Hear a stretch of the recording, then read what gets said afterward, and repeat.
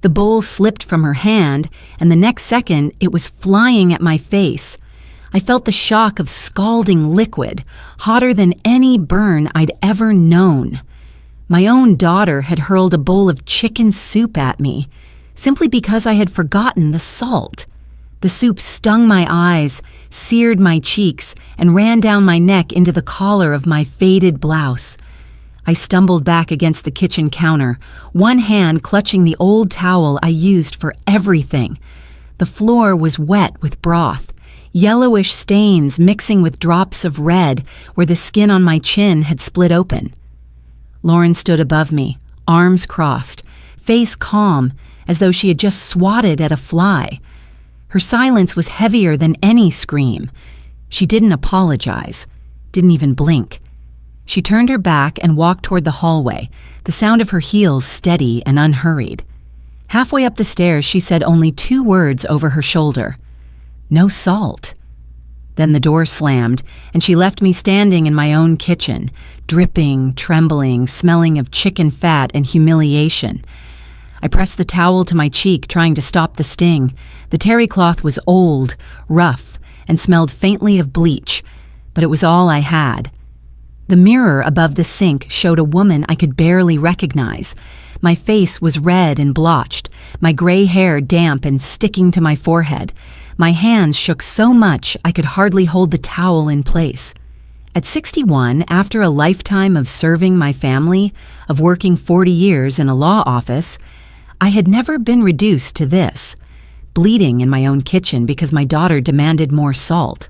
I wanted to cry, but the tears wouldn't come. Crying would mean she had won again. Instead, I dropped to my knees, scrubbing the soup from the tiles before it set in. My hands burned, my knees throbbed, but I scrubbed anyway. I thought, if I clean fast enough, maybe it will feel like none of this ever happened. Maybe I can erase the moment when my daughter chose to treat me like nothing.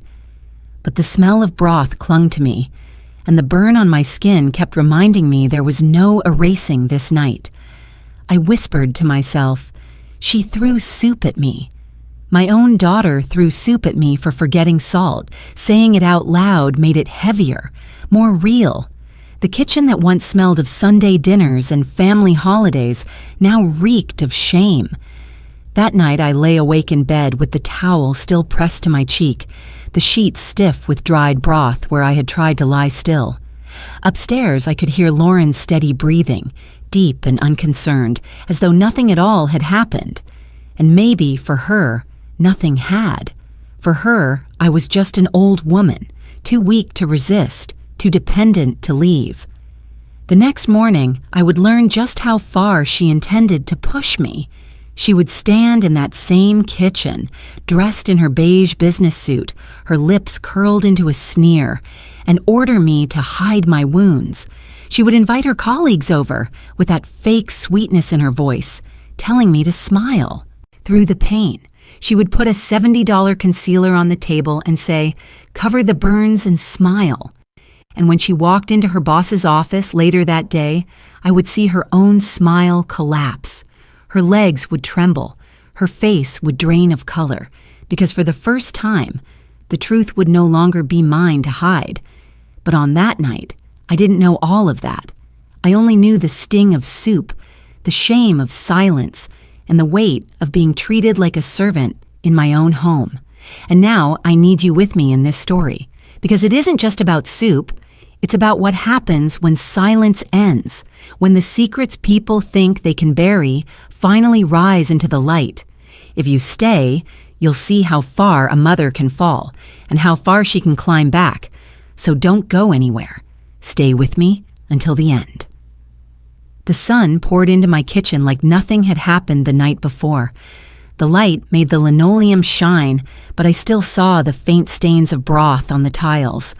My cheek throbbed under a thin layer of drugstore ointment, but I moved quickly, whisking eggs in a bowl with a fork that rattled in my trembling hand. Behind me, I heard her voice. "Breakfast." Now Lauren sat at the table, calm, polished, dressed in her beige business suit. Her hair was pulled back in a sleek bun, her phone resting on the table beside a leather folder. She didn't glance at me. She didn't need to. Her tone was enough. She was the executive, and I was the maid. I plated scrambled eggs and poured coffee into her favorite white mug, the one with the gold trim she had chosen for herself. She tapped the table impatiently, scrolling through emails. She didn't even look up when I set the plate in front of her. "Toast," she said. Just that one word. I slid slices of bread into the toaster, my hands still trembling.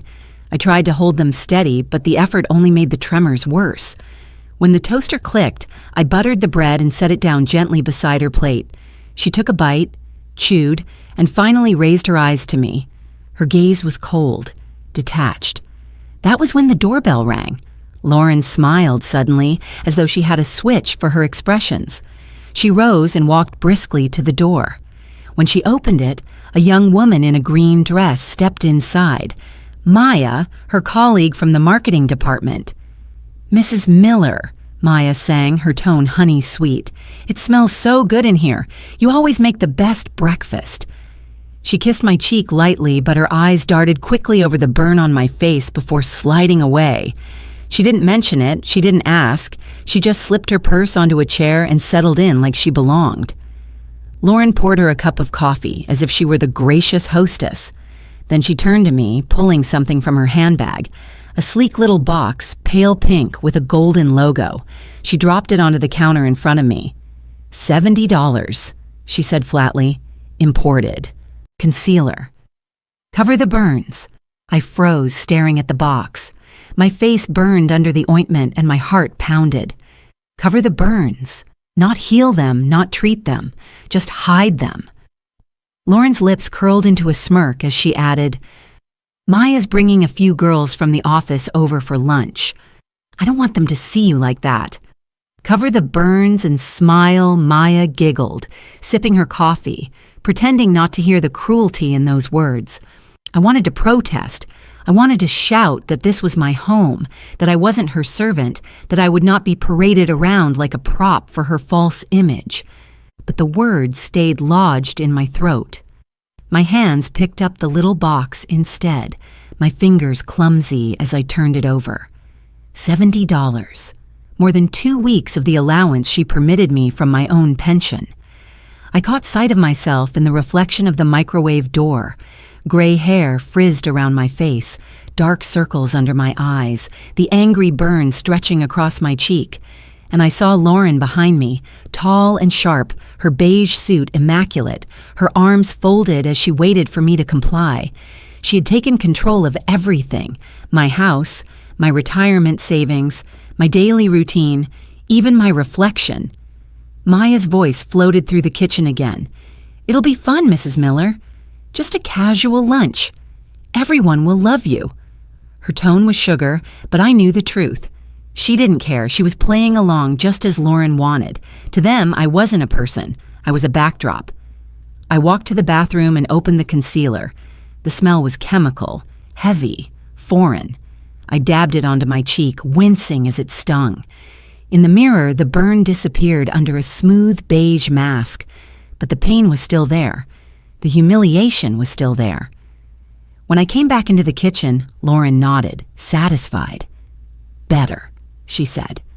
Then she sipped her coffee and turned back to her phone as though nothing in the world was out of place. I stood there, silent, my hands empty.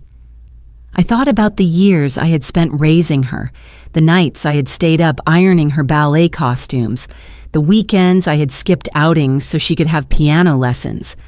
I thought about how I had believed those sacrifices would buy her kindness, and now she sat at my kitchen table, ordering me to hide my wounds like they were stains on a wall. But deep inside me, something shifted. A small spark, a whisper I hadn't heard in years. A thought, "This cannot go on forever." I tucked that thought away, quietly, carefully, because for now, I was still under her rule. But one day, I told myself, there would be a reckoning. It had been almost 2 years since she came back. I remember the night clearly, because the rain was beating against the windows like it wanted to get in. I was already in my nightgown, closing the curtains, when the knocking started. 3 sharp raps on the front door, heavy and desperate. I hurried down the hallway, clutching my robe around me, and when I opened the door, there she was, my daughter, Lauren, standing in the glow of the porch light with a suitcase at her feet. Her hair was damp, plastered against her forehead. Mascara streaked her cheeks. She looked smaller than I remembered, her shoulders sagging, her lips trembling. "Mom," she whispered, her voice hoarse from crying. I don't have anywhere else to go." I pulled her into my arms, feeling the wet fabric of her trench coat soak through my nightgown, but I didn't care. She was my only child, and she was crying like a girl again. She told me her marriage had ended, that her husband had left her, that she had no savings, no apartment, no plan. She said the words I had longed to hear. "Mom, I need you." I told her she would always have a home here. I dragged her suitcase inside and warmed up leftovers from the fridge. She sat at the table like she had as a teenager, slouching, sniffing, spooning mac and cheese into her mouth as if nothing had changed. I tucked an Afghan around her shoulders on the couch and told her she could stay as long as she needed. And when she fell asleep, I tiptoed upstairs, smiling to myself. Maybe this was our second chance. The first weeks felt almost like a blessing. She went shopping with me on Saturdays, pushing the cart, teasing me for choosing store brands. She carried laundry baskets up from the basement, reaching for the heavy loads I used to dread. On Sunday mornings, she brewed coffee before I even got out of bed, the aroma drifting through the house the way it used to when her father still lived with us. One night, we even watched a movie together. She curled up in the armchair with her blanket while I sat on the sofa. We laughed at the same jokes. She leaned her head back and said, "This feels nice, Mom." And my heart swelled because for a moment, she wasn't the hardened woman the world had shaped. She was my little girl again. Neighbors noticed too. Mrs. Caldwell stopped by with muffins and said, "It's good to see you two together again." I smiled, embarrassed by how proud I felt. Emily, my sister, called and I told her, "Lauren's back home for a while." "It's good, really good," Emily just hummed skeptically, but I ignored it. I wanted to believe in the miracle. For a while, I let myself think everything could be mended. I set the table with 2 placemats instead of 1. I bought her favorite cereal. I let her fill the fridge with little luxuries I never used to buy: sparkling water, imported cheese, fancy yogurt in glass jars. I told myself she deserved comfort after what she had been through. I even pulled my savings to help her restart. She said she needed a new phone for work, and I handed her my card without hesitation. She said she couldn't show up to interviews in old clothes, so I drove her to the mall and watched her step out of fitting rooms in sleek skirts and pressed blouses, spinning in the mirror. "How do I look, Mom?" she asked, and I said beautiful every time. I thought I was investing in her future. I thought I was giving her the tools to rise again. But somewhere in that first month, a faint unease began to creep in. Her suitcase, which she had promised to unpack later, never moved from the hallway. Slowly, her clothes began spilling into my closet. The guest room she occupied became a fortress, the door always closed. When I knocked, she would snap, "Busy." She stopped coming on errands with me. She stopped making coffee. Instead, she slept late and left me notes on the fridge with lists of things I should pick up for her: almond milk, protein bars, vitamins that cost more than my weekly groceries. Still, I pushed down the doubt. I told myself this was temporary, that divorce had made her fragile, that she needed time. I remembered the night she had arrived, crying in the rain, and clung to that memory. I didn't see then that her tears had been the opening act. I didn't realize the rain-soaked girl on my porch was already planning how to make my home hers. I mistook her neediness for reconciliation, and in doing so, I opened the door to something much darker. Because when my daughter returned that night, suitcase in hand and eyes red from tears, it wasn't just a visit. It was the beginning of the cage she would build around me, one demand at a time. It didn't happen all at once. That's the part that still haunts me. If she had stormed in demanding everything from the beginning, maybe I would have found the strength to resist. But she was careful. She was patient. She tightened the rope around me slowly, loop by loop, until I couldn't move without her say-so. It began with little corrections. "Mom, don't buy generic detergent. It ruins the fabric."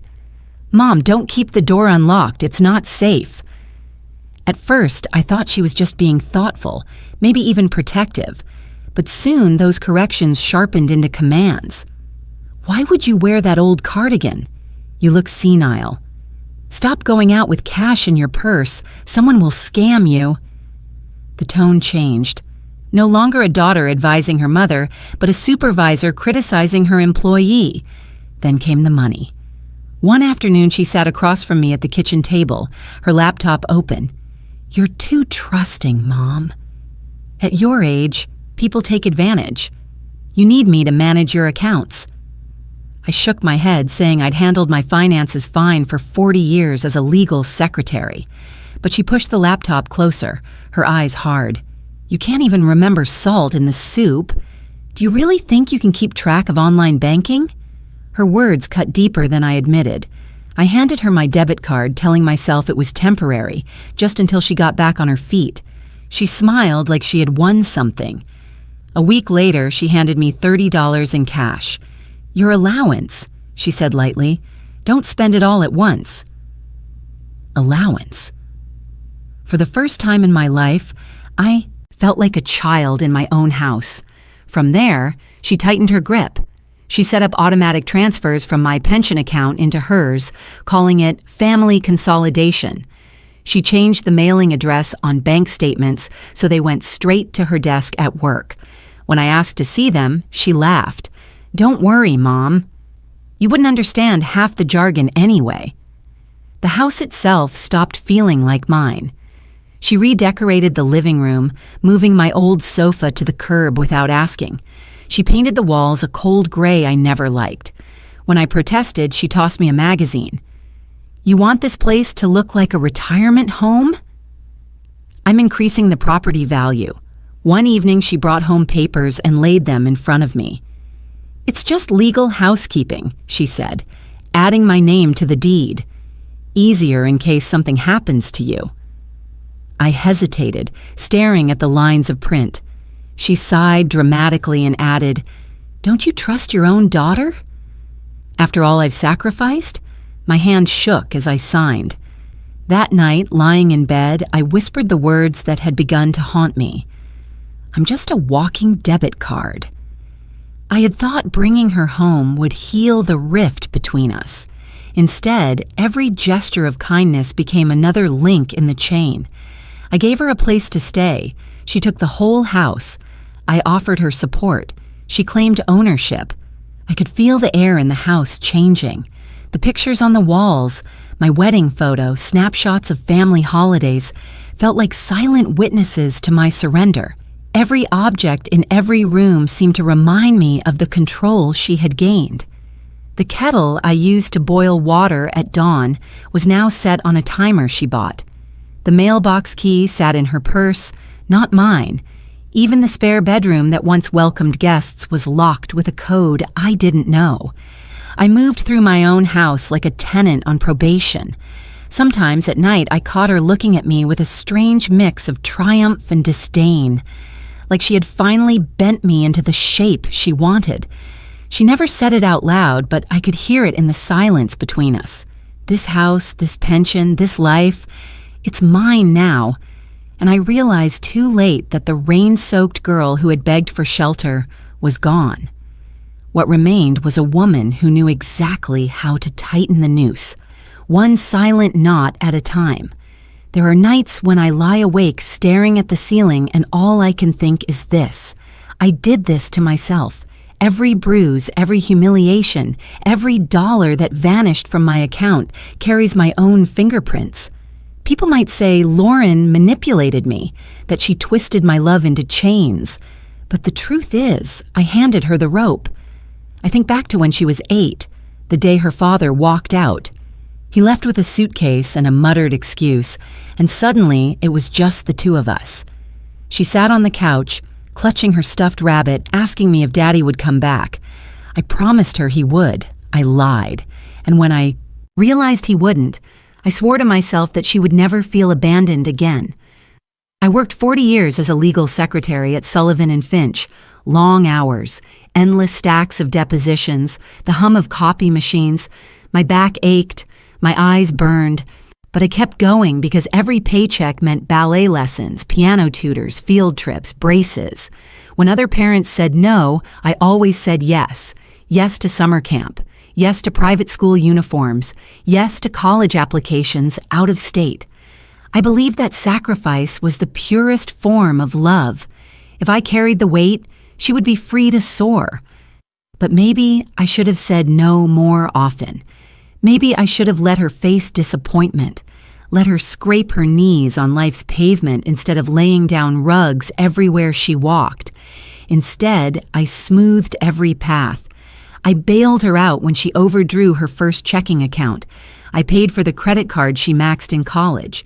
I covered rent when she lost her first job. Each time I told myself, she's young, she'll learn. But she didn't.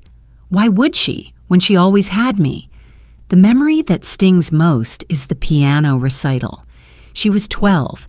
She hadn't practiced, but I paid extra for the dress she wanted, the one with the satin sash. She stumbled through the performance, her fingers clumsy on the keys. Afterward, she threw her sheet music on the floor and shouted, "You embarrassed me!" And still, I hugged her and whispered, "You were wonderful." I swallowed the truth because I was terrified she would stop loving me. Even now, at 61, I catch myself doing the same thing. I hide the bruises with makeup, I scrub soup stains off the floor, I sign over deeds, all because I think if I just endure a little longer, she'll love me again. But love doesn't look like this. Love doesn't demand silence. Lying in bed last night, I realized the cruelest truth. I didn't just spoil her. I trained her. I trained her to see me as a resource, not a mother. A walking debit card, nothing more. Every time I said yes when I should have said no, I carved away a piece of my authority. Every time I hid her mistakes from others, I taught her the world would bend to her. And now, when she looks at me, she doesn't see a woman. She sees an account to drain, a house to control, a servant to order around. The weight of that realization is heavier than the burns on my cheek. I can endure pain. I can endure hunger. But the thought that I raised my own jailer, that is the wound that never closes. Sometimes I replay our lives in my head, trying to spot the moment where I went wrong. Was it when I worked late and missed her first school play? Was it when I saved up for her ballet lessons instead of fixing the leaking roof? Was it when I hugged her after she screamed at me instead of holding her accountable? If I could go back, would I have the courage to let her fail? But the past is carved in stone, and regret does not change the present. What I have now is a daughter who orders me to cover burns with expensive makeup while she smiles for her colleagues. A daughter who signs herself onto my house and calls it hers. A daughter who believes she owns me. And yet, even in this pit of guilt, a voice inside me whispers, "You are not powerless. You are not finished. You can choose differently now." I don't know yet what that choice will look like. I only know that if I keep blaming myself without acting, the blame will become my coffin. I have to find the courage to use these years of regret not as chains but as fuel. Because if I don't, she will keep tightening the noose until there is nothing left of me. Every wall in this house once carried laughter. I can still hear echoes of birthday songs in the dining room, the sound of little feet pounding up the stairs, the clatter of dishes during Thanksgiving when relatives crowded in. This house was supposed to be my sanctuary, the reward for decades of working late nights and skipping vacations. I bought it brick by brick, check by check, with the dream that one day it would be filled with warmth even after I was gone. Now it feels like a prison. The living room, once painted a soft cream, is now covered in gray she insisted on. Cold, impersonal, the color of storm clouds that never pass. My old sofa, worn but comfortable, was dragged to the curb without a word. She replaced it with a stiff leather sectional that squeaks when I sit down, as though warning me not to stay too long. The kitchen, where I once taught her to stir cookie batter, has become a command center. She sits at the table in her business suit, giving me orders as though she were running a board meeting. The kettle I used to use freely is now set on a timer she controls. Even the grocery lists are dictated. Almond milk, imported olives, protein shakes I can't even pronounce. My own preferences, oatmeal, black tea, canned soup, disappear from the pantry like contraband. The hallway carries new locks, coded pads I never asked for. She installed them after claiming break-ins were common in our neighborhood. But the only one those locks keep out is me. Rooms I used to clean with pride are now forbidden. The guest room, once full of quilts and spare linens, is locked. She calls it her office, but I have never been allowed inside. At night, the silence presses down hardest. I move through the house barefoot, careful not to make the floors creak, because any sound risks her sharp voice from upstairs. Keep it down, Mom. Some of us have real jobs. I retreat to my bedroom like a prisoner returning to her cell, clutching the quilt I sewed 30 years ago, the only thing she hasn't touched. I see my life shrinking. The front porch, where I used to sip coffee at sunrise, is now her smoking spot, littered with ashtrays. The garden where I once grew roses is neglected, weeds climbing through the soil while she tells me it's a waste of time. Even the photographs on the walls have been altered. My wedding picture vanished. Family photos from holidays disappeared. In their place are framed certificates of her achievements, her degree, her promotions, her awards. My history erased, replaced by her resume. Neighbors notice. Mrs. Caldwell asked me once why the curtains are always closed now. She used to see me watering flowers or sitting on the porch with a book. Now she only catches glimpses of me taking out the trash, my eyes downcast. I mumble excuses, but she doesn't believe them. I can see pity in her eyes. I used to think home was a fortress against the world. Now I know it can become the tightest cage. The very walls I paid for echo back my daughter's orders. The furniture I once arranged now enforces her control. I walk the halls and feel the weight of invisible chains. And what hurts most is not the control itself, it's the loss of safety. This house was supposed to be the place where I could rest, where I could finally breathe after years of labor. Instead, it has turned against me. The walls whisper that I am not free. The windows show me a world outside, but they might as well be bars. I tuck myself into bed each night telling myself I still own this house, that my name is still etched in the records at City Hall. But deep down, I know ownership means nothing when someone else holds the keys. I am a guest in my own home, a prisoner in the place I thought would cradle me until the end of my days. And in that realization, a quiet grief grows. Because losing your house to the bank is one thing, losing it to your own child is something else entirely. The call came on a Wednesday morning, just as I was folding laundry in the living room. The phone buzzed against the coffee table, and for a moment I considered ignoring it. Most calls were junk these days, or telemarketers offering extended warranties for cars I didn't own anymore. But the number on the screen wasn't one I recognized, and something about the area code tugged at me. Columbus Business District. I answered softly, "Hello?" A man's voice replied, steady and professional. "Mrs. Miller?" "My name is Raymond. I'm the chief accountant at Northgate Business Solutions. I need a few minutes of your time." The mention of Northgate froze me. That was Lauren's company. I glanced toward the staircase, half expecting her to come storming down, but the house was quiet. "Yes?" I whispered. He cleared his throat, polite but firm. "I'm contacting you because we've detected several unusual transfers from our corporate accounts. The activity is tied to your name, specifically your bank account." My knees nearly gave out. I sank into the armchair, clutching the phone tighter. "That can't be right," I stammered. "I'm retired. I don't handle business accounts." "That's why I'm reaching out," Raymond continued. "The transfers are significant." Multiple transactions in the tens of thousands. The most recent, $60,000, was flagged for review.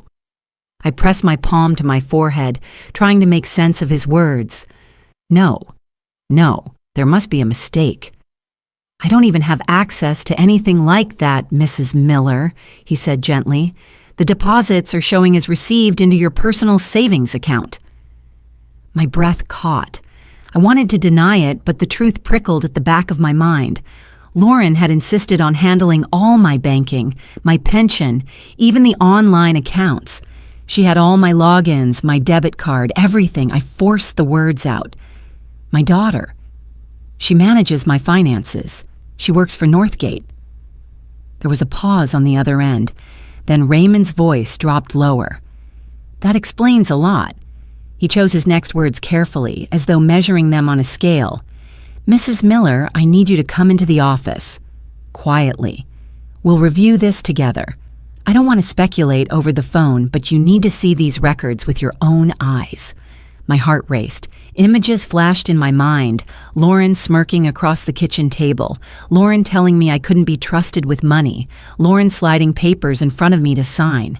Suddenly, the pieces clicked together, forming a picture I had refused to see.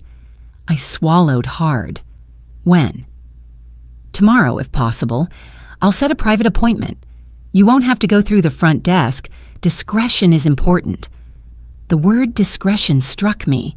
He wasn't just asking. He was warning. I thanked him in a shaky voice and hung up. The silence in the living room was suffocating. The laundry lay forgotten in my lap as I stared at the blank television screen across from me. My reflection wavered on the glass, pale and frightened. Upstairs, I heard Lauren's footsteps. She was awake now, moving confidently through the house, humming to herself. The sound made my skin crawl. She had no idea what call I had just received, or maybe she would sense it in my face. I forced myself to stand, gathering the laundry, folding with stiff, mechanical movements. When she walked into the room a few minutes later, dressed sharply in another tailored suit, she gave me a cursory glance. Coffee. I carried the mug to her, careful not to spill. My hands trembled, not from age, but from the storm gathering inside me. I wanted to scream the truth I had just heard. I wanted to throw the words in her face. I know what you're doing. I know what you've done. But fear welded my lips shut. She took the cup, sipped, and smiled faintly. Perfect. Don't forget lunch later. Maya's bringing the team again. Then she turned on her heel, grabbing her handbag and keys, and left without another word. The door closed. The house fell silent. And I stood there, clutching the edge of the table, realizing my world had shifted in one phone call. This wasn't just about soup or insults or control anymore. It wasn't just about bruises or humiliations whispered behind closed doors. It had spilled into the outside world, into her workplace, into a corporation with accountants and records and investigators. For the first time, I saw a crack in her armor, a path out of the prison she had built. But that path terrified me as much as it beckoned, because stepping onto it meant exposing not just her sins, but mine. If money had been funneled through my accounts, if papers carried my signature, I was no longer just the victim. I was a piece of the crime. I pressed my forehead against the cool wood of the table and whispered, God, what do I do? The only answer was the faint hum of the refrigerator, steady and indifferent, as if reminding me the world didn't stop for my fear. But inside, I knew one thing with certainty. Tomorrow, I would walk into Northgate's tower, and nothing, absolutely nothing, would ever be the same again.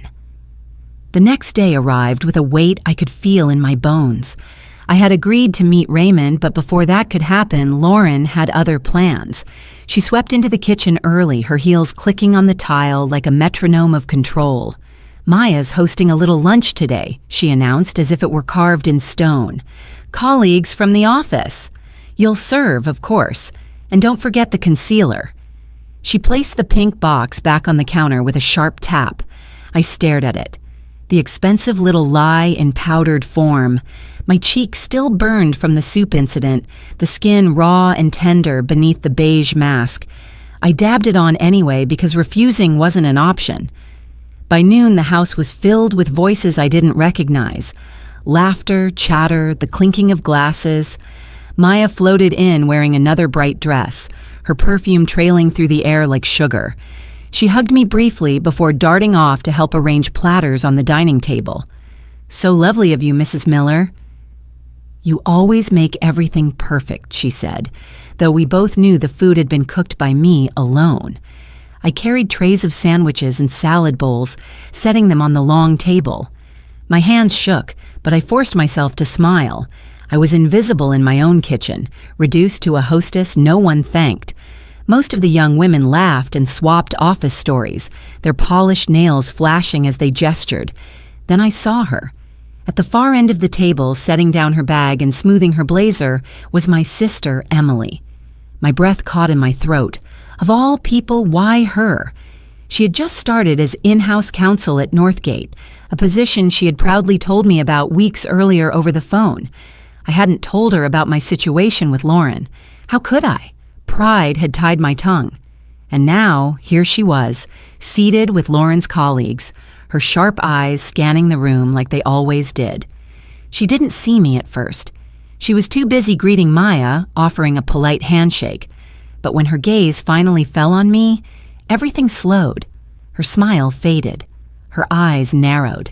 She saw the stiff way I moved, the forced grin that didn't reach my eyes. And then her gaze dropped to my cheek. The concealer hadn't hidden everything. Beneath the beige mask, faint traces of the burn peeked through, a mottled red line near my jaw. Emily's expression changed in an instant, concern flashing across her face before she masked it with a lawyer's calm. I nearly dropped the tray I was holding. My hands tightened on the handles and I ducked my head quickly, pretending to fuss with the silverware. I wanted to hide, but Emily had already seen too much. Lauren breezed in then, her voice carrying over the table. "Everyone, this is my mother. She's retired now, so she loves having company. Don't let her fool you, she lives for this." She laughed, a brittle, false sound. A few colleagues chuckled politely. Emily didn't laugh. She kept her eyes on me, her lips pressed into a thin line. Throughout lunch, I avoided her gaze. I poured water, refilled plates, carried empty dishes back to the kitchen. My heart pounded every time I walked past her chair. I could feel her watching me, reading me the way only a sister could. When the laughter swelled and attention drifted away, Emily leaned slightly toward me as I passed with a tray of cups. Her voice was barely above a whisper. "We need to talk." I froze, the words striking deeper than I expected. I didn't answer, didn't dare nod, but she saw the flicker in my eyes, the silent plea I couldn't voice. She set her glass down carefully, her lawyer's face returning as she turned back to the group. The rest of the lunch blurred. I moved like a ghost, carrying plates, smiling when spoken to, hiding my trembling hands. Lauren basked in the spotlight, laughing too loudly, tossing her hair, bragging about her latest projects at work. She never noticed the silent exchange that had passed between her aunt and her mother. When it was over, the women gathered their handbags and coats, thanking Lauren for the invitation. Maya gushed about the food, patting my arm with false sweetness before leaving. Lauren waved them out with a satisfied grin, her facade of perfection intact. Emily lingered. She adjusted her blazer slowly, then leaned close enough that I could smell her perfume, subtle and steady, just like her. Her words were soft, but they pierced through the fog of humiliation around me. I saw. "We'll talk soon. You're not alone, Bea." For the first time in years, my knees nearly gave out, not from fear, but from relief. Someone had finally noticed, someone I trusted. Lauren clapped her hands suddenly. "Mom, clean up!" Chop chop. She didn't even glance at Emily, already moving upstairs to change. I gathered plates with trembling hands, my heart pounding. Emily's words echoed in my mind, louder than the clatter of dishes. "You're not alone." And in that moment, a flicker of hope lit inside me. Faint, fragile, but real. The next morning, I walked into Northgate's Commerce Tower with my stomach twisted in knots. The glass doors reflected back a woman I barely recognized, shoulders slumped, makeup uneven, clutching a worn handbag like it was a shield. I hadn't stepped into an office building since retiring, and now every polished tile and echo of high heels made me feel like an intruder. Raymond was waiting near the security desk, tall, silver-haired, with a calm face that reminded me of the attorneys I used to work for. He didn't smile when he saw me, but his nod was kind enough. "Mrs. Miller, this way, please." He led me through a quiet corridor into a small conference room. No windows, just a table, 2 chairs, and a neat stack of folders waiting in the center. My throat tightened at the sight of them. Raymond pulled out a chair for me. "Please sit."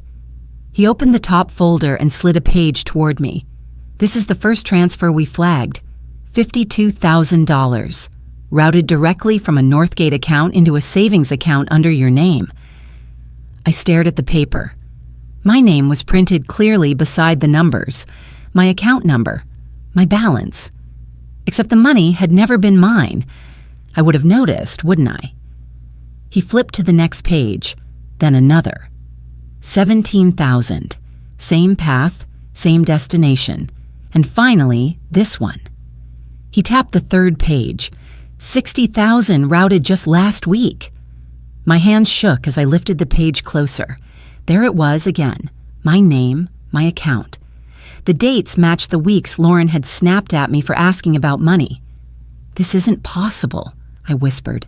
I never touched this." Raymond folded his hands.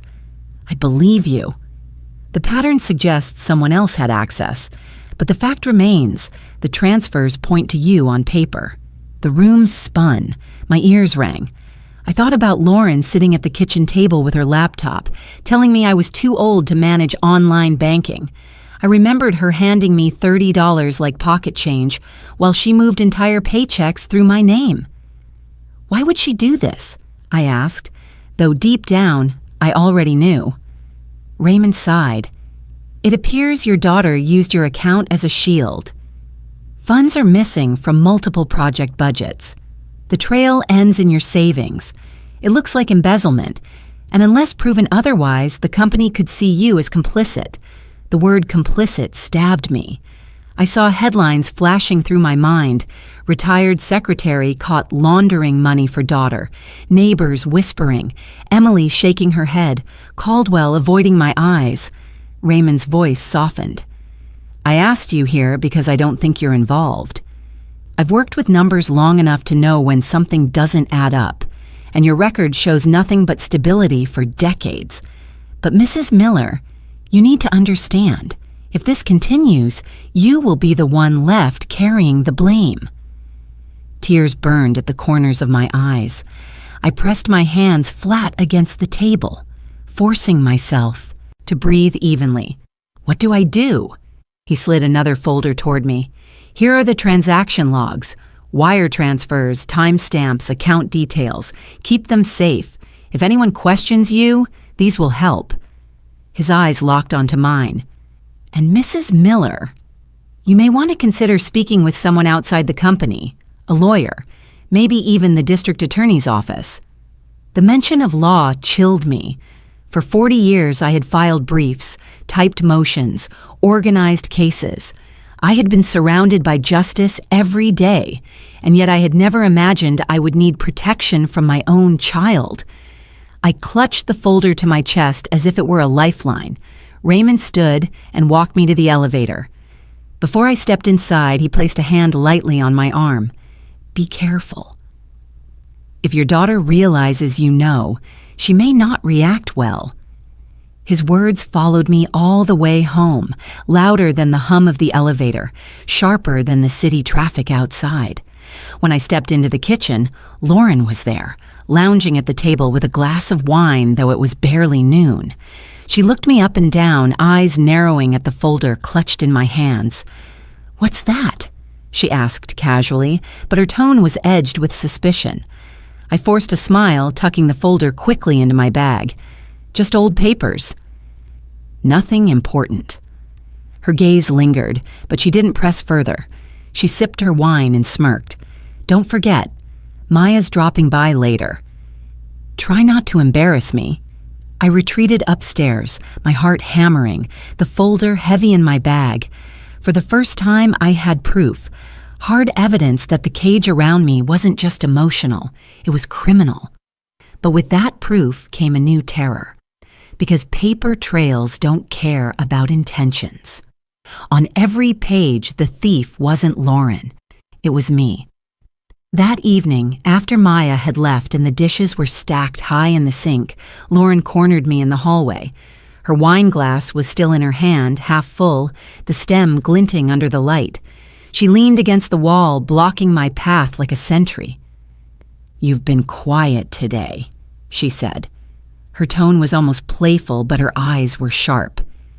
"Anything you want to tell me, Mom?" I gripped the strap of my handbag tighter, the folder from Raymond hidden inside. My throat went dry. "Nothing," I murmured. Her lips curved into a smile that didn't reach her eyes. "You know, sometimes I worry about you. You forget things. You misplace salt, you burn soup, you leave doors unlocked. People talk about dementia starting early. It's sad, really." She took a slow sip of wine, watching me over the rim of the glass. My stomach churned. I tried to step past her, but she shifted slightly, forcing me back against the wall. "You know what they do with women like that?" she whispered, her voice dropping lower. "They send them away. To facilities, to homes, where no one listens when they scream, where no one believes them when they say they're fine. I've read the reports.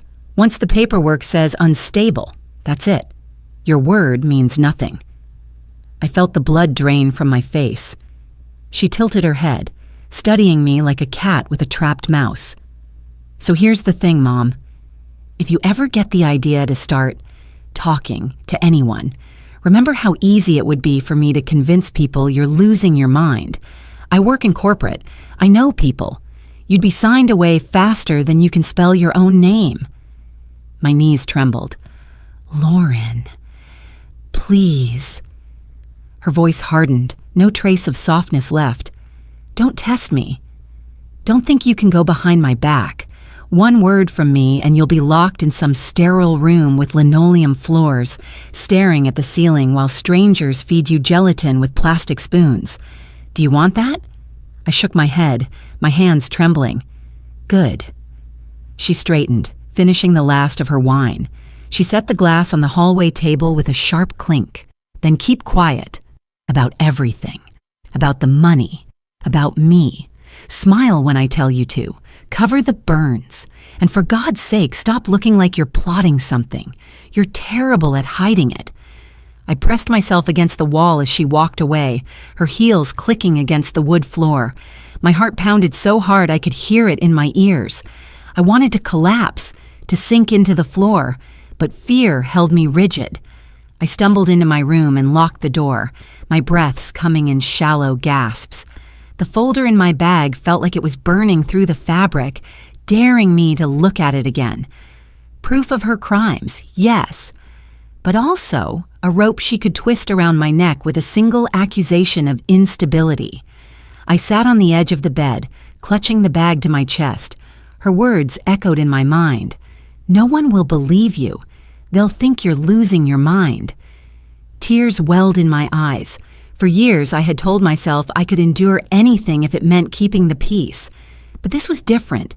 This wasn't just control. It was the threat of erasure.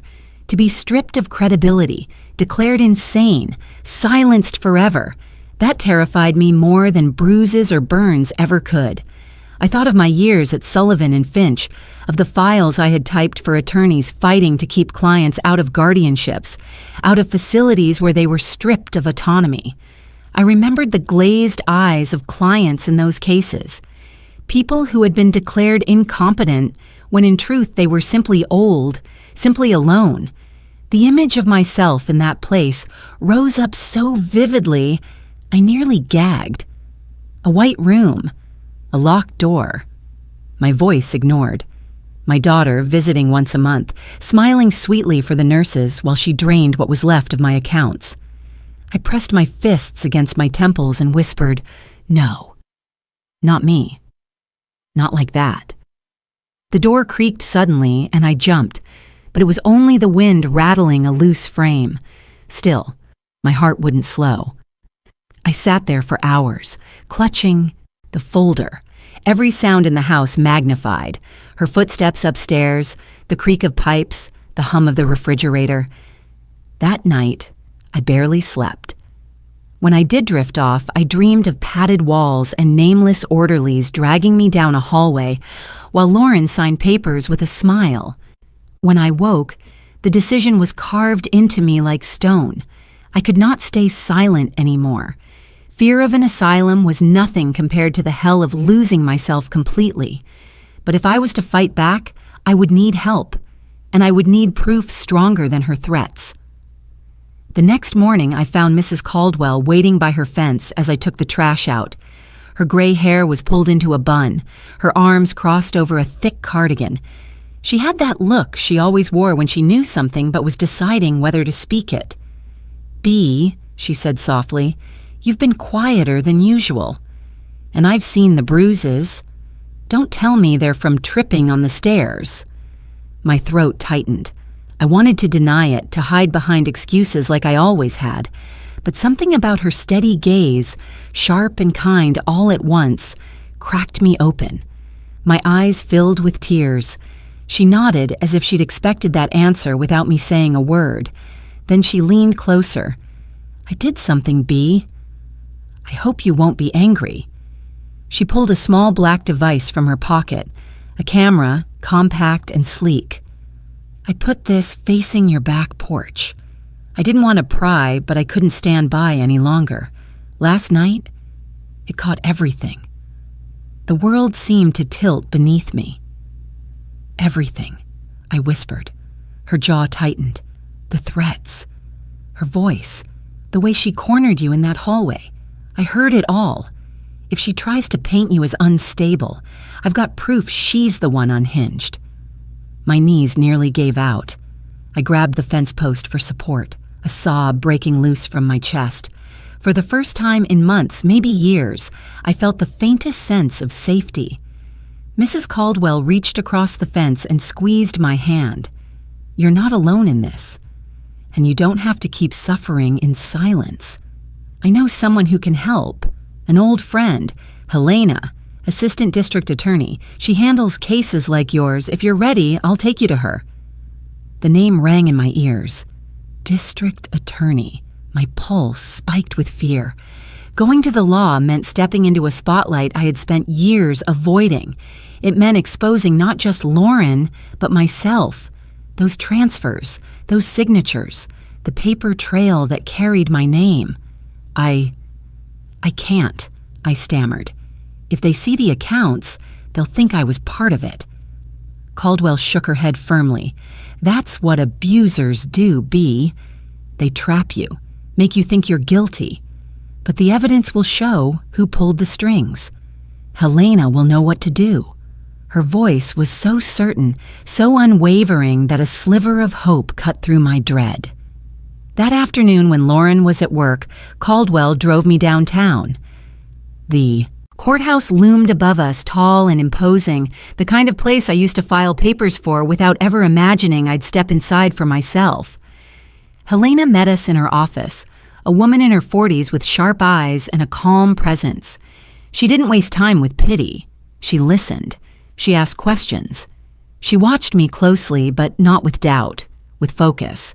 When Caldwell set the camera on the desk and played the recording, Helena leaned forward, her expression hardening. Lauren's voice filled the office. "One word from me and you'll be locked in some sterile room. No one will believe you." Helena's jaw tightened. When the recording ended, she sat back, her hands steepled. "Mrs. Miller, this is clear evidence of coercion and abuse." Coupled with the financial records, we can build a strong case. But it depends on you. Are you willing to stand against your daughter? The question sliced through me. Images flashed in my mind. Lauren at 8 years old clutching her stuffed rabbit. Lauren at 12 in her satin recital dress. Lauren standing in the rain the night she came back. My little girl. My tormentor. I swallowed hard. My hands trembled on my lap, but my voice came out steadier than I expected. Yes, I can't live like this anymore. Helena nodded once, decisive. Good. Then here's what we'll do. I'll initiate a financial investigation. Raymond's evidence will be crucial. We'll file charges for embezzlement and domestic abuse. But you must be ready. Your daughter will fight back, and she will try to destroy your credibility. The more honest you are, the less power she has. Her words struck deep. Honest. That meant the mistakes I'd hidden for years might come to light. The corners I'd cut at work, the unreported cash payments, the secrets I prayed would never surface. But maybe this was the only way through. Truth, laid bare, no matter how ugly. Caldwell touched my shoulder gently. You don't have to do this alone, Bea. We're with you. For the first time in so long, I let myself believe it. Maybe I wasn't doomed to be silent forever. Maybe, with allies beside me, I could finally fight back. 2 days after Helena laid out the plan, another envelope appeared in my mailbox. No return address, just my name scrawled across the front in Lauren's unmistakable handwriting. My hands shook as I carried it inside. I already knew this wasn't going to be a letter of love. I sat at the kitchen table staring at it for a long time before finally tearing it open. Inside was a single sheet of paper, folded once. My heart stopped when I saw what it was. A photocopy of old documents, receipts, handwritten notes, even slips from cash transactions at Sullivan and Finch. Tucked between them was a photograph of me, younger, sitting at my desk with a brown envelope in my hand. Across the bottom of the page, in Lauren's sharp script, were the words, "Funny how the IRS loves forgotten envelopes. Tax evasion, Mom? How will Helena like this story?" My vision blurred. It was like being punched in the stomach. These were records I had almost forgotten, ghosts from decades ago. There had been times when attorneys slipped me cash for overtime, for favors never billed through payroll. Nothing illegal by their standards, just under-the-table gratitude. I had taken it because I needed every penny for Lauren's ballet shoes, her music lessons, her school trips. I told myself I would make it up later, that it wasn't enough to matter. But here it was, staring back at me, weaponized by my own daughter. I gripped the edge of the table, the wood digging into my palms.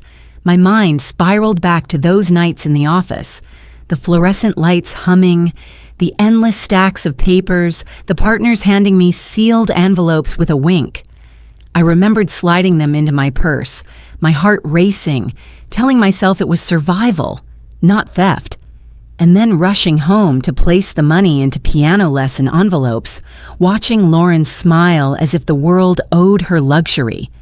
Now those choices, buried and rationalized, threatened to drag me down with her. She had the evidence, and she knew exactly how to use it. If this went public, if the IRS came knocking, I wouldn't just be a victim of her embezzlement, I'd be branded a criminal too. I folded the paper with shaking hands, stuffing it back into the envelope. My chest heaved with panic. I wanted to run to Caldwell, to Helena, to anyone who might tell me it wasn't as bad as it looked. But my own guilt silenced me. They would see the truth. I had cut corners. I had sinned in small ways, and Lauren had kept the receipts. The kitchen walls seemed to close in. The gray paint she had chosen pressed down on me like smoke. My head throbbed with memories I couldn't outrun. Lauren at 12, stomping her foot, demanding a new dress I couldn't afford. Me slipping extra bills from an envelope marked trial prep to make it happen. Her teenage years when she rolled her eyes at the word budget, and I pulled from the cash stash in my dresser to keep her happy. Every choice was flashing back now, a ledger of mistakes I thought were buried. I stumbled into my bedroom and pulled the curtains shut. The envelope sat on the dresser like a coiled snake. I couldn't look at it, but I couldn't throw it away either. It was proof of my failures and also proof of her cruelty. Lying in bed, I felt the weight of two truths pressing against me. 1. My daughter was ruthless, willing to drag me through hell to protect herself. 2. I had given her the ammunition long before this battle began. My thoughts twisted darker as the night dragged on. If Helena saw those papers, would she still believe me? Or would she see just another old woman who had dipped her hands into the wrong pot, now crying victim to cover her own sins? I whispered into the dark, "Maybe I deserve this." The words tasted bitter, but then another voice rose inside me, quieter but stronger. "No. You don't deserve her cruelty. Mistakes don't mean slavery. Guilt doesn't mean prison." I clung to that thought like a lifeline, even as tears soaked my pillow. Lauren wanted me paralyzed, lost in shame, too broken to fight back. But shame wasn't going to save me. If anything, it might be the key. Because secrets only have power in the dark. If I dragged mine into the light before she could use them, maybe, just maybe, I could cut the leash she held on my throat. That night I didn't sleep. I lay awake, rehearsing in my mind what it would mean to confess, to own every mistake, to strip Lauren of her weapon. It terrified me, but so did the thought of staying silent. When dawn broke, pale light spilling through the blinds, I sat up and pressed my palms together. For the first time in years, I prayed. Not for Lauren to change, not for the past to be erased, but for the courage to stand in front of the world and say, "Yes, I failed, but I am not her prisoner anymore." The courthouse steps felt heavier than any mountain I had ever climbed. I clutched the railing, my palms slick with sweat, as cameras clicked from every angle. Reporters shouted questions I could barely process, their voices echoing in my skull. I wasn't used to attention. I had spent my entire life behind desks, filing other people's stories. Now my own was being dragged into the light. Helena walked beside me, calm and steady, her briefcase swinging at her side. She leaned close as we pushed through the doors. "You don't have to embellish. Just tell the truth. Secrets lose their power once they're spoken." Her words anchored me. I kept repeating them in my head as she guided me into the press room. A wall of microphones waited, the seal of Franklin County looming large behind the podium. Rows of faces stared back, journalists, colleagues from Northgate, even strangers drawn by curiosity. My knees threatened to give out, but Emily's eyes met mine from the front row, sharp and supportive. Mrs. Caldwell sat beside her, hands folded tightly in her lap, nodding at me with fierce encouragement. Helena gave a brief introduction, outlining the charges under investigation. Then she stepped aside and gestured for me to take the podium. My throat closed, but my legs moved forward as if pulled by a force stronger than fear. I gripped the wooden sides of the podium, feeling every groove under my fingertips. The microphones buzzed faintly, demanding my voice. "My name is Beatrice Miller," I began, my voice trembling. "I am 61 years old, and I am here because I can't live in silence anymore." A hush fell over the room. I drew a breath, deeper this time. For months, I have endured things no mother should face. My daughter, Lauren Miller, has hurt me in ways I never imagined possible. She has thrown things at me. She has left bruises on my body and fear in my heart. She has controlled my finances, my home, my life. My voice cracked, but I forced myself on. She told me to cover my burns and smile. She told me no one would believe me. She told me I'd be locked away if I ever spoke. Gasps rippled through the audience. I pressed my hands harder against the podium, grounding myself. "But I am speaking now," I said, stronger, "because silence has nearly destroyed me. And because there are women out there like me, hiding behind makeup, hiding behind locked doors, hiding behind excuses, I want them to know the truth. Silence doesn't protect you. It protects the abuser. I paused, swallowing the lump in my throat. This was the moment Helena had warned me about, the moment when I would bear not just her sins, but mine. I also need to be honest about my own mistakes, I said, my voice lower but steady. When I worked as a legal secretary, there were times I accepted cash under the table. I told myself it was harmless. I told myself it was for my daughter's future. But secrets rot when they're hidden, and mine have weighed on me for decades. I would rather face judgment for my mistakes than remain a prisoner in my own home. The words came faster now, tumbling out, unstoppable. Yes, I failed. But I will not let my failures excuse her crimes. I will not let my guilt be used as her weapon. The room was silent, cameras clicking softly in the background. I lifted my chin. Better to face my mistakes than to keep living as my daughter's prisoner.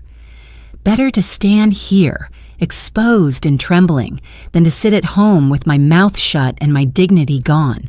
For the first time in years, my shoulders straightened.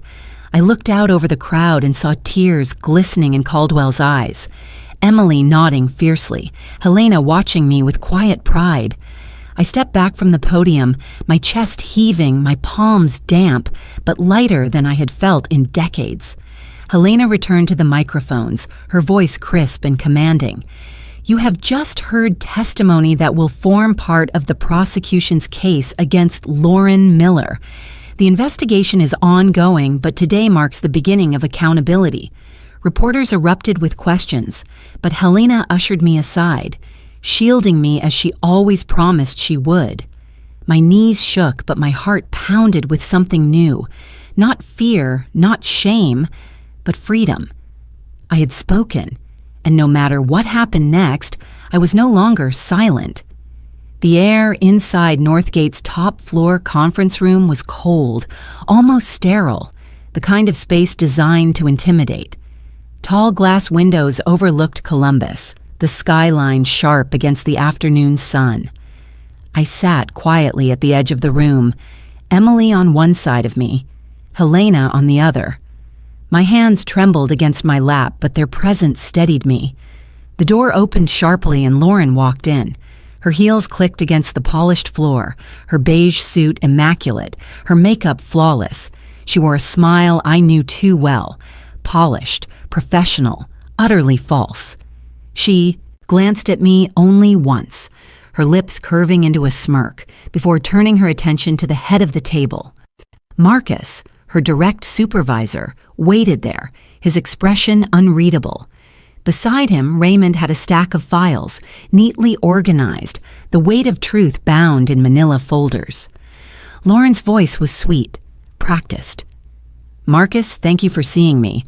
I know there's been some confusion with accounts, but I assure you everything is under control.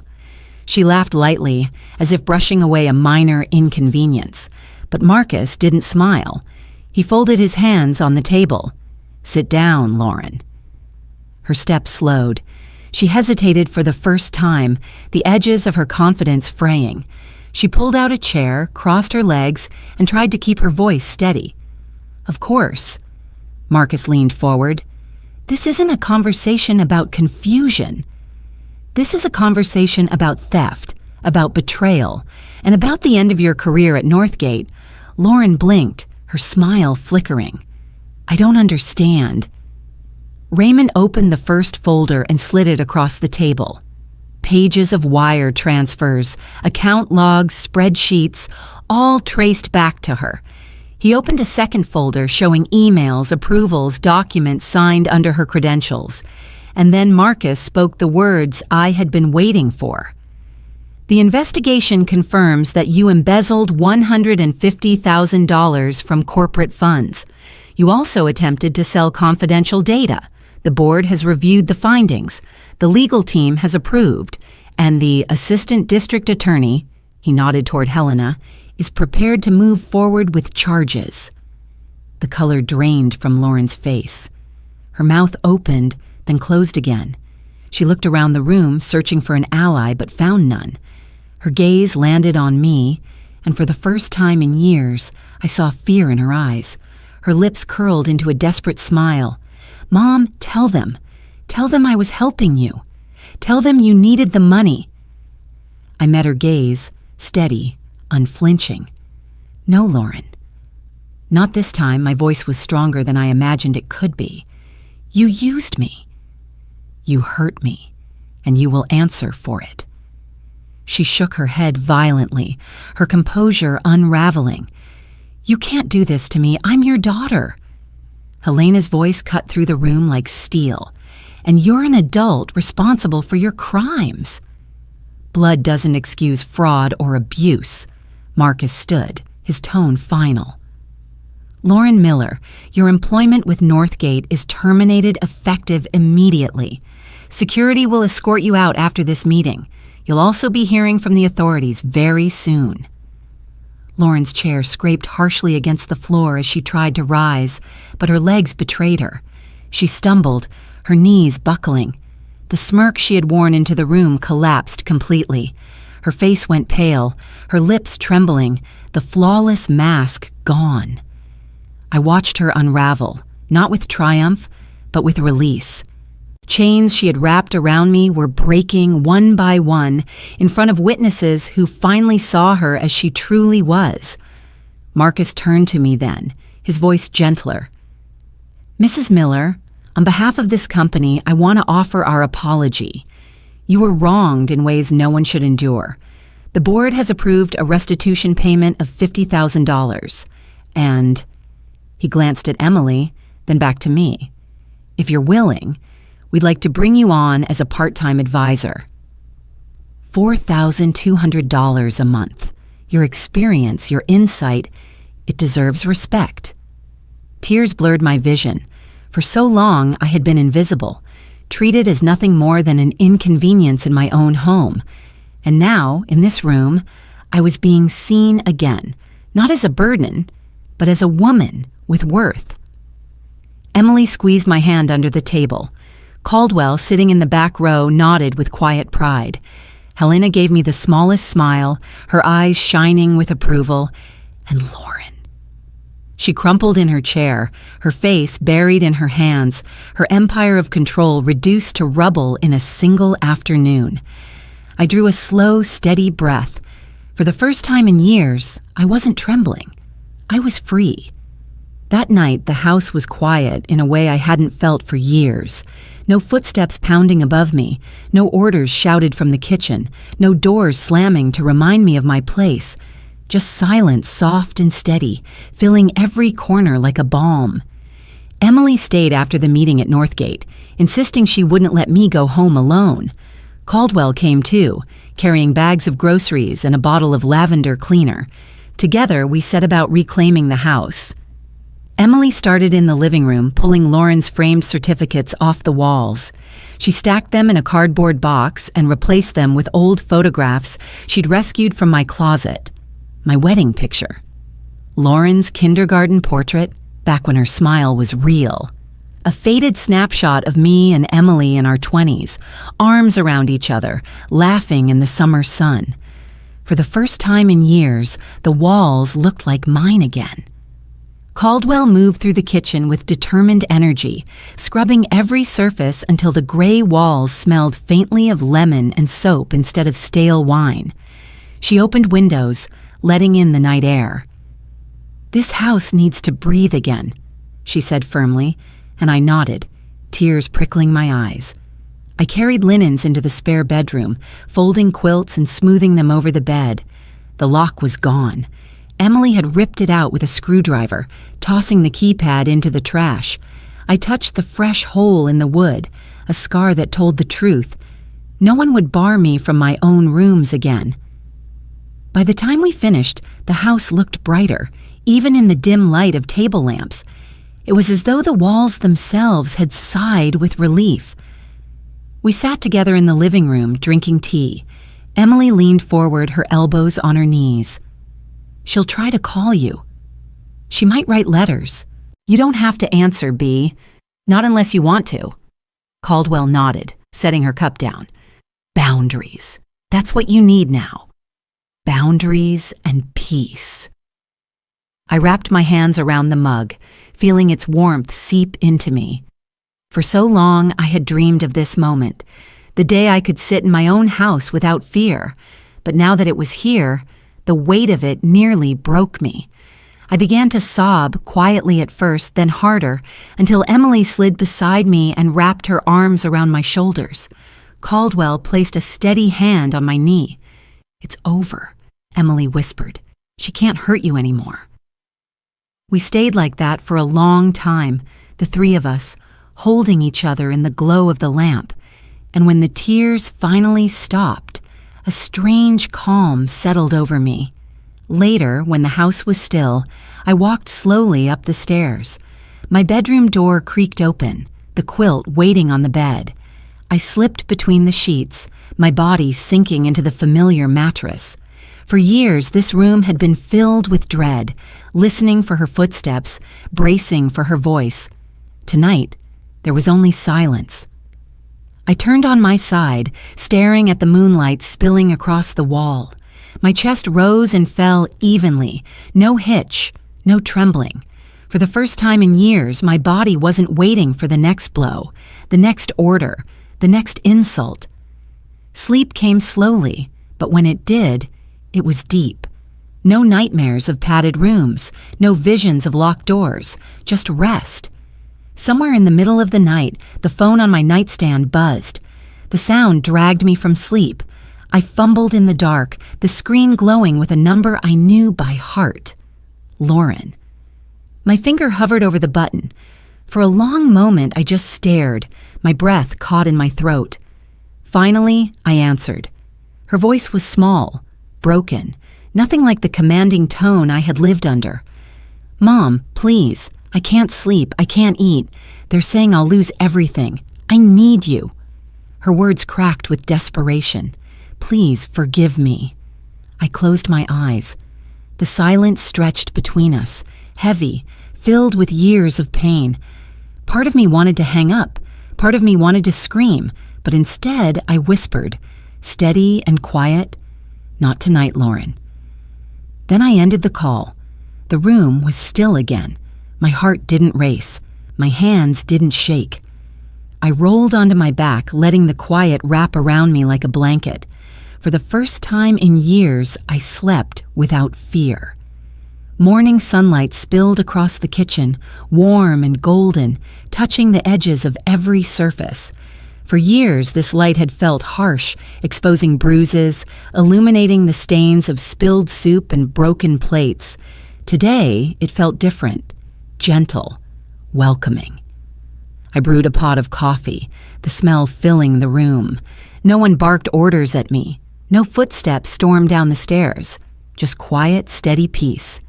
Emily had already left for her office at Northgate, promising she'd stop by after work. Caldwell had called earlier, reminding me she was only a fence away. Their presence lingered like anchors of safety. I sat at the table with my mug, gazing at the stack of papers in front of me. Helena had given them to me after the courthouse, the official documents outlining Lauren's charges, the restitution agreement, and the advisory contract Northgate had offered me. $4,200 a month. A chance not just to survive, but to contribute again. I traced my fingers over the letterhead, my breath steady. For so long, I had believed my life was ending, shrinking into silence, swallowed by my daughter's control. But here was proof that a new chapter could still begin, even at 61. The phone buzzed once on the counter, another call from Lauren's correctional facility. I let it ring until it stopped.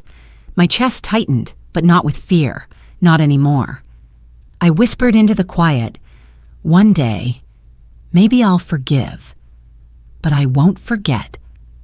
I stood, slipping the documents into a leather folder, and picked up my handbag. Today was my first day at Northgate as a consultant. My steps were slow but steady as I locked the front door behind me. The autumn air was crisp, the city alive with morning traffic. When I reached the tower, the glass doors reflected me back. Not the hunched woman of months before, but someone straighter, stronger. I pushed them open, and the world inside didn't feel like a battlefield anymore. It felt like a beginning. As I rode the elevator up, I thought about the words I had spoken at the courthouse. Better to face my mistakes than to live as a prisoner. They echoed now with a different weight, because facing the truth hadn't destroyed me, it had set me free. The doors opened, and I stepped onto the floor with the Northgate logo gleaming across the wall. People passed me with polite nods. Some recognized me, whispering about the woman who had stood against her own daughter. I didn't shrink from their stares. I walked toward Marcus's office, my new contract tucked safely in my bag, and I felt something I hadn't in years. Breath. Full, deep, unbroken breath. I paused by the window overlooking Columbus, the city stretching wide beneath the clear sky. For the first time, the view didn't feel unreachable. It felt like possibility. I murmured to myself, "Secrets lose power when exposed to light." The words tasted true, solid. Then I straightened my shoulders, ready to step into the day, ready to live, not as a victim, but as Beatrice Miller, free, unafraid, and finally, my own.